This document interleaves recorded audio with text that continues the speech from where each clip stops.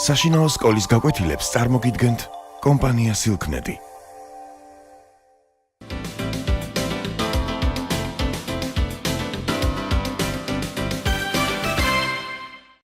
გამარჯობათ ბავშვებო. დღეს ჩვენ ვაგრძელებთ ანბანის შესწავლას. ჩვენ წინა გაკვეთილზე გავეცანით ასობგერა ეს. გახსოვთ, რომ ასობგერა ხმოვანი იყო და ის ხმოვანთა შორის მეოთხე ასობგერა იყო. დღეს ვაგრძელებთ ჩვენ შემდეგი ხმოვანი ასობგერის შესწავლას, რომელსაც ქვია U. U არის მეხუთე ხმოვანი. ხმოვანთა შორის მეხუთე. მას ანბანის რიგის მიხედვით უნი ქვია და იგი მეათეა ანბანში. დააკვირდით კარგად, თქვენს მოძრავ ანბანში მოძებნეთ ასეთი ასობგერა. დავამაგროთ დაფაზე, რომ კარგად დაინახოთ. კარგით. მოდით ახლა მოვიფიქროთ ჩვენ U ასობგერაზე დაწყებული სიტყვები. მაგალითად უთო, ურო. ურო არის ჩაქუჩი, დიდი ზომის ჩაქუჩი, რომელსაც სამუშაო იარაღად იყენებენ, ხო? მაგალითად უბე. უბე არის გულის ჯიბე, ხო? გულის შიგნით, რომ არის პიჯაკის შიგნით, ეს არის უბე. ასევე სიტყვა უფალი შეიძლება, უფალი ღმერთის სახელწოდებაა, ხო? და ძალიან ბევრი სიტყვების მოფიქრება შეიძლება. მოდით ახლა მოვიფიქროთ ისეთი სიტყვები, რომელიც U ასობგერაზე მთავრდება. აი მაგალითად კუ, ਰੂ, შუ, ბალუ, ხო? ზღაპრის გმირია, დათვის სახელია ბალუ და ბევრი სიტყვების მოფიქრება შეიძლება ასეთი. მოდით ავაწყოთ სიტყვა უთო. მაგნიტური ასოებით U, T, O, აი ნახეთ. U, თო. თუ ჩვენ სიტყვა უთოს დავამატებთ ერთ სიტყვას, სიტყვა 4, გამოგვივა წინადადება 4 უთო.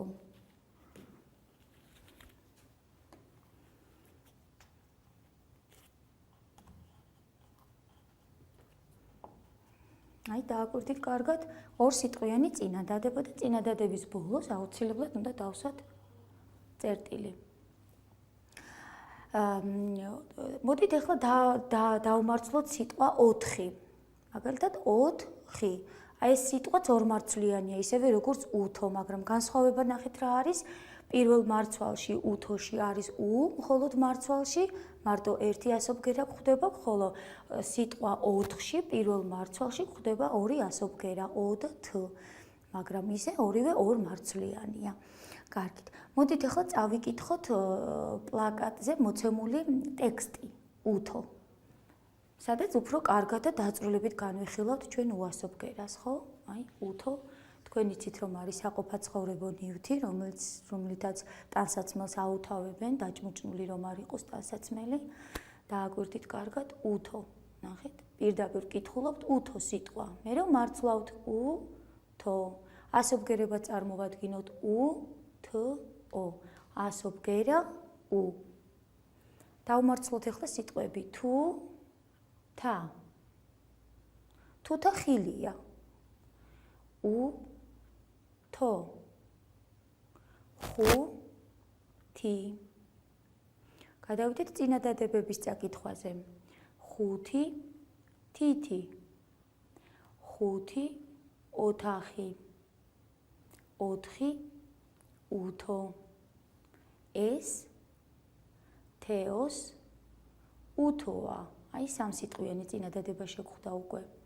აი, სოსოს, თხა.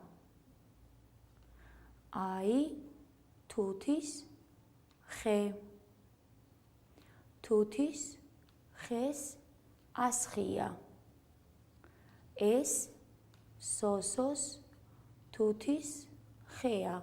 აი უკვე 4 სიტყვიანი წინადადება შეგვხვდა. აი, ხუთი, სათითე. ეს, სათითე, თათიასია. კარგით. ეხლა განვიხილოთ ის სიტყვები, რომელიც მოცემულია ჩვენს პლაკატზე, რომელიც სურათებს თან ახლავს. აი ეს არის ქუდი. ნახეთ, სანტა კლაუსის ქუდი. მოდი დავმარცლოთ სიტყვა ქუდი.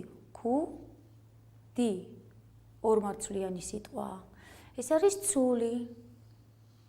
ცულს მეორენაირად ნაჯახსაც ეძახიან, არა, ბავშვებო, სამუშაო იარაღია, ხეს აპობენ და ჭრიან ცულით. ცული. ესეც ორმარცვლიანი სიტყვაა, რადგანაც ორი ხმოვანია. ეს არის კუდი. აბა დააკვირდით, რისი კუდი შეიძლება იყოს, რომელი ცხოველის? მართალია, ეს არის მელიის კუდი. კუდი. ნახეთ, ამ სიტყვაში უასობგერა მეორეა.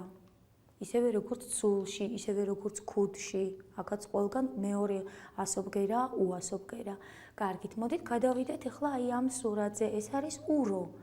ურო იგივე ჩაქუჩია, მაგრამ უროთი უფრო დიდ საგნებისთვის იყენებენ უროს, ხო? აი დიდი ზომის ჩაქუჩს ქვია ურო. ურო. აი ნახეთ, ისევე როგორც აი აქ უთო, რო დავმარცვლეთ ჩვენ, ცალკე ერთი ასობგერის გარო შედგებოდა, სიტყვა უროშიც ურო, არის პირველი მარცვალი, რომელიც ერთ ასობგერას შეიცავს. კარგით, აი ეს არის ურემი. ურემი არის სოფელში, როდესაც გადააქვთ ტვირთი, არა, ბორბლებიანი ესეთი მოწყობილობა, რომელთაც გადააქვთ ტვირთი. ადამიანებს არა, რა თქმა უნდა, ხარებს, ან ცხენებს, ან ვირებს, ხო, შეაბავენ ხოლმე პირუტყს და მისი საშუალებით გადასაზიდი ნივთია. მოდი დავმარცლოთ ახლა ურემი სიტყვა, ურემი. აქაც უასობგერა ნახეთ, პირველ მარცვალში მხოლოდ უასობგერაა და იწყება უასობგერით. და ბოლოს ეს არის მუხა. მუხის ხე, ფოთლოვანი ხეა, მუხის ხე, რომელიც იცით თქვენ რომ რკოს ისხავს, არა? ნაყოფს რკოს ისხავს. დავმარცლოთ მოდი მუხა, მუხა. პირველი მარცვალია მუ, მეორე მარცვალია ხა. აქაც ორი მარცვალია. ეხლა დააკვირდით კარგად და წინადადება წავიკითხოთ, რომელიც მოცემულია ბადეში, როგორ წერია, ანუ როგორ უნდა ჩაიწეროს წინადადება. დააკვირდით აბა კარგად, თუთის ხეს ასხია. რამდენ სიტყვიანია ეს წინადადება? 1, 2, 3. 3 სიტყვიანი ყოფილა ეს წინადადება. კარგით, მოდით ახლა ვისწავლოთ უასობგერა როგორ იწერება. კარგით? უასობგერის დაწერა, ისევე როგორც ასობგერა, იწყება მთავარი უჯრიდან და გრძელდება მთავარი უჯრის დაბლა. მაგრამ ესგან განსხვავებით ის ორ უჯრაში იწერება. აბა დააკვირდით კარგად ჩემი ხელის მოძრაობას.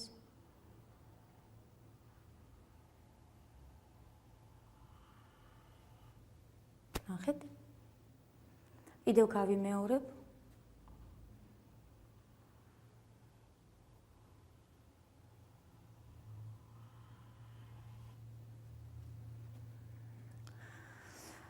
თქვენს ბევრი უნდა დაწეროთ უასობგერა, რომ ლამაზი გამოგივიდეთ. ეხლა მე თქვენ ასეთ დავალებას გაძლევთ სახლისთვის. აი აქ თქვენთან მოცემულია ცხრილი, ნახეთ, აქ არის ჩამოწერილი ის ხმოვნები, რომელიც ჩვენ უკვე ნასწავლი გვაქვს, ა, ი, ე, ო, უ და ის ასობგერები, თანხმოვანი ასობგერები, რომელიც ჩვენ ასევე ნასწავლი გვაქვს. ესენია თ, ს და ხ. ეხლა რა უნდა გააკეთოთ? მე თქვენ ნიმუშს გაჩვენებთ, როგორ უნდა იმუშაოთ სახლში და თქვენ მერე სახლში უფრო გაგიადვილდებათ ამის გაკეთება. აი ნახეთ, რადგანაც წერია თს გასწრივ და ას გადაკვეთაზე, თ არის ვერტიკალური ხაზი, ხო? არის ჰორიზონტალური ხაზი. ვერტიკალური და ჰორიზონტალურის გადაკვეთაზე უნდა დაიწეროს მათი შეთანხმება. ანუ თსა და ას ერთობლივი მარცვალი უნდა ჩაიწეროს. აი რადგანაც წერია თ და ა, ჩვენ შეგვიძლია მათ გადაკვეთაზე დავწეროთ თა, მარცვალი თა. ნახეთ? თა.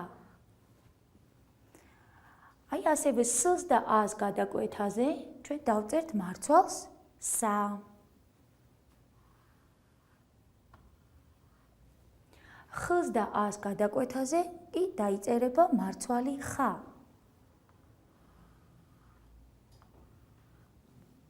ასევე შეგვიძლია ჩვენ იგივენაირად გავაკეთოთ სხვა ხმოვნებზეც.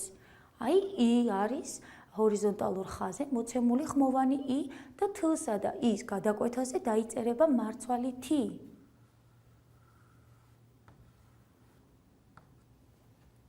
სსა და ის გადაკვეთაზე დაიწერება მარცვალი სი. ხოლო ხსა და ის გადაკვეთაზე დაიწერება მარცვალი ხი. მე თქვენ ასეთ დავალებას გაძლევთ სახლში. მოდი თქვენ დაასრულეთ აი ამ ცხრილის შევსება, ისე როგორც მე დავიწყე და აბა ვნახოთ როგორ გამოგივათ. და როდესაც დაასრულებთ ამ მარცვლების ჩაწერას, მერე მოიფიქრეთ ამ მარცვლებით დაწყებული სიტყვები. ეხლა მოდით ბადის უჯრედებში ჩავწეროთ წინადადება და განსაზღვროთ თუ რამდენი ასო უნდა დავტოვოთ ასობგერებს შორის და სიტყვებს შორის. მოდით მოვიფიქროთ ასეთი წინადადება, ორსიტყვიანი აი, თუთა. აი. ნახეთ, დააკვირდით ასობგერებს შორის ერთი უჯრა უნდა გამოვტოვოთ. დამთავრდა სიტყვა აი, იწყება ახალი სიტყვა თუთა და ამიტომ ორი უჯრა უნდა გამოვტოვოთ. თ უ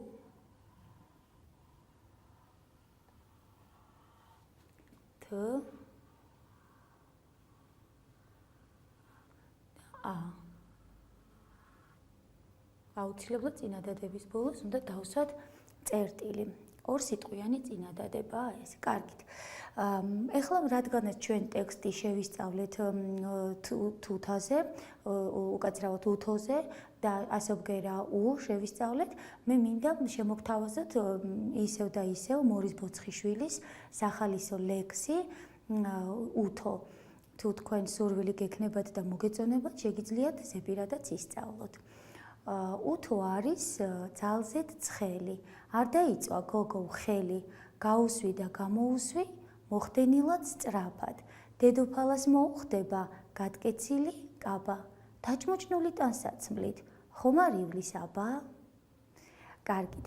მე ასევე შემოგთავაზებთ ანდაზას, რომელიც უასობგერაზე იწყება. ეს ანდაზა ასე ჟღერს: უსწავლელი კაცი, უტარო ცულიაო. ესეც უასობგერაზე იწყება და აუკვირდით და რას ნიშნავს ეს ანდაზა? როგორც ცული უტაროთ არაფერში არ გამოდგება, ასევე უსწავლელი კაცი არაფერში არ გამოდგება ცხოვრებაში, ამიტომ ყველა ადამიანმა კარგად უნდა ისწავლოს.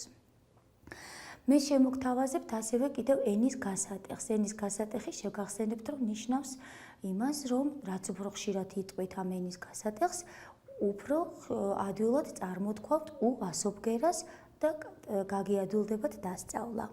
უმაძღარა ღრუტუს უჩა, უნავს უყრის ბღუჯა ბღუჯა.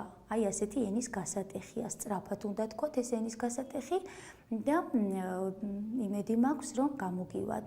უნაბი, შევხვდა ჩვენ აქ სიტყვა, უნაბი არის მსხლის ჯიში. საერთოდ ღორებს, ღრუტუნებს ძალიან უყვართ, ხო? ძირს ნაყარი ხილი და ამიტომაც უმაძღარა ნიშნავს გაუმაძღარი ღრუტუნას, გაუმაძღარ ღრუტუნას ძალიან უყვარს ხილი და რაც არ უნდა ბევრი დაუყაროს უჩამ, მაინც ვერ ცხება იგი და ბღუჯა უყრის, ამიტომაც მას აი ამ ხილს. კარგით. ეხლა სანამ დაგემშვიდობებოდეთ, მე კიდევ ერთი მოთხრობა მინდა შემოგთავაზოთ. ეს არის თინათინ ჯავახიშვილის ესეთ სახალისო მოთხრობა, რომელიც იმედი მაქვს ძალიან მოგეწონებათ. მე თქვენ წაგიკითხავთ ეხლა ამ მოთხრობას და მისი სახელწოდება ზუსტად უასობგერაზე იწყება და ამიტომაც საინტერესო და სახალისოა თქვენთვის. უმაწვნო ზღაპარი, ასე ქვია აი ამ მოთხრობას. პატარა ლელას დედა ძილის წინ ჯერ მაწონს თავაზობს, ხოლმე და მერე ზღაპარს უყვება. მაწონი ზღაპრის ამხანაგია, თუ მაწონი არ შეჭამე, ზღაპარს ვერ მოგიყვებიო, ეუბნება დედა. ლელას მოსწყინდა მაწონი და ერთ საღამოს დედას შეეხვეწა. დედიკო, არ შეიძლება დღეს უმაწნო ზღაპარი მომიყვეო? აი ესეთი სახალისო მოთხრობა, იმედია მოგეწონათ. ახლა კი დაგემშვიდობებით, შეგახსენებთ, რომ შემდეგი ჩვენი შესასწავლი ასობგერა არის ძ ასობგერა და იმის იმედიც მაქვს, რომ მოუთმელად დაელოდებით შემდეგ გაკვეთილს. გემშვიდობებით, მომავალ შეხვედრამდე.